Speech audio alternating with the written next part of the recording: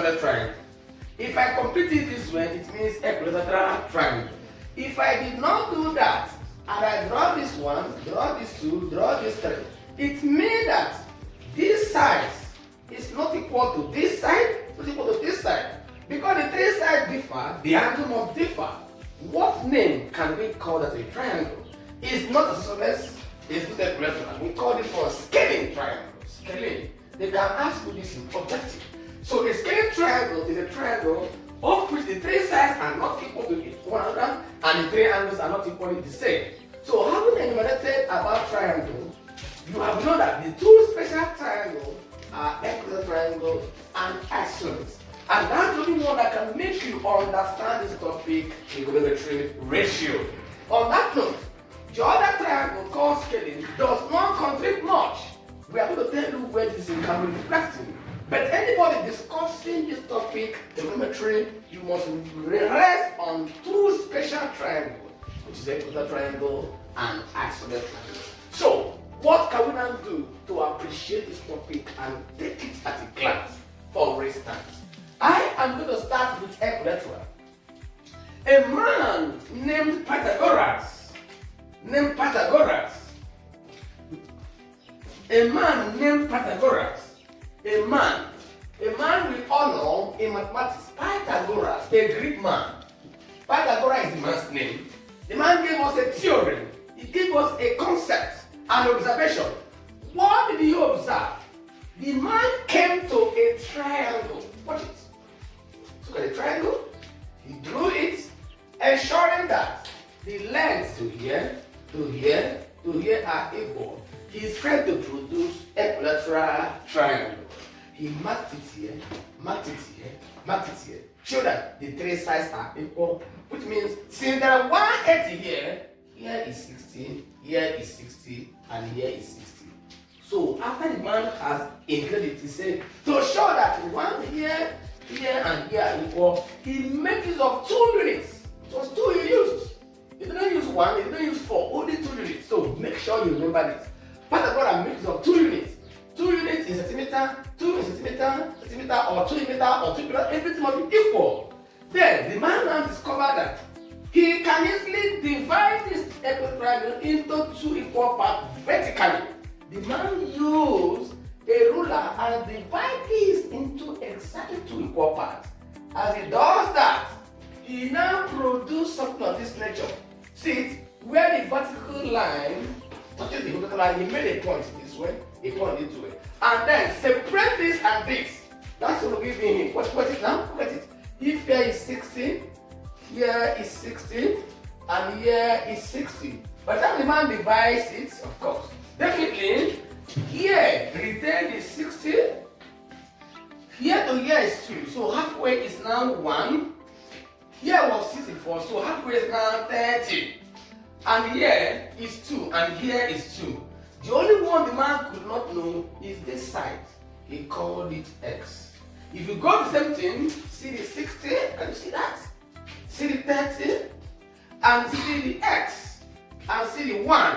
Because if you combine these two and this, you get this. The man, after doing that, had a small box in between the vertical and horizontal. He called that box 90 degrees. That is why any of the 2 angles here, when you add it together, must give you 90. That's the law. So he did not call this thing equilateral. He did not call this isosceles. He knew that it is a half of equilateral. He called it right-angled triangle. And that was where he based his theorem. The man based his theorem on a right-angled triangle, not on equilateral, not on isosceles. His theorem is centered on a right-angled triangle. Let us see his theorem. Look at how he did it. The man drew so many right-angled triangles. He drew this. Can you see that? As he drew this, he labeled here 5. Label here 3, label here 4. He drew again, and label here 10, label here 6, and label here 8. He drew again, and label here 13, because it's 13, label here 5, and label here 12. We now asked him, how values. He said as long as they are right angle triangle, each time you draw those scaling, you must get the value. We now begin to imagine, how do you know that the slant one is always the biggest value? Look at it. 8, 6, 10. The slant one biggest value. Slant one biggest value. It is that slant one he called hypotenuse. He labeled that slant one hypotenuse. So we can put this word in all of them. So 10 here is the hypotenuse. So he told us that hypotenuse is used to know the side that is the longest and it always slants. He labeled it also hypotenuse. Okay. So when he mentioned it, we were looking at it.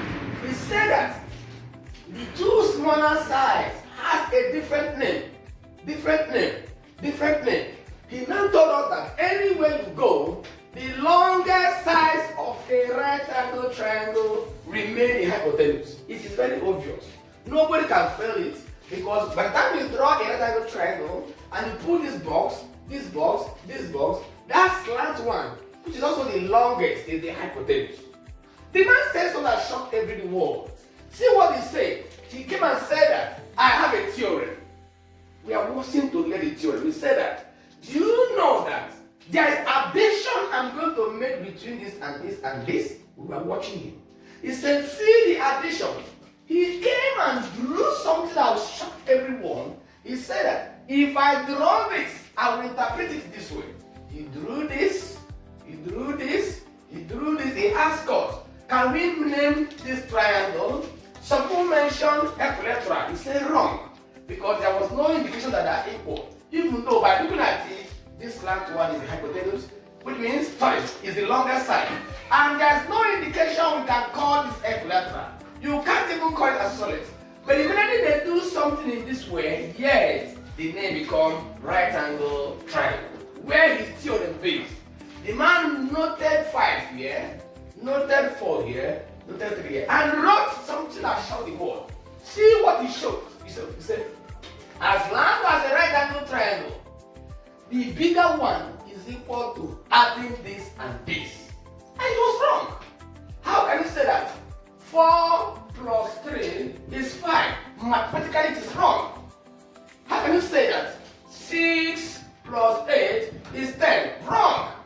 How can you say that 5 plus 12 is 10? This is 13. Wrong. So he said that, do you know that there is a way, a special way I can add the two shorter sides. When I add this and add this, it will give me this size. It doesn't work. 4 plus 3 equal to 5. No way. 6 plus 8 impossible. 5 plus 12 impossible. But the man shocked us when he wrote something of this nature. Can you see? Squared. He squared this, and squared this, and squared this, and asked us to mark it good. Let's find out. Let's find out.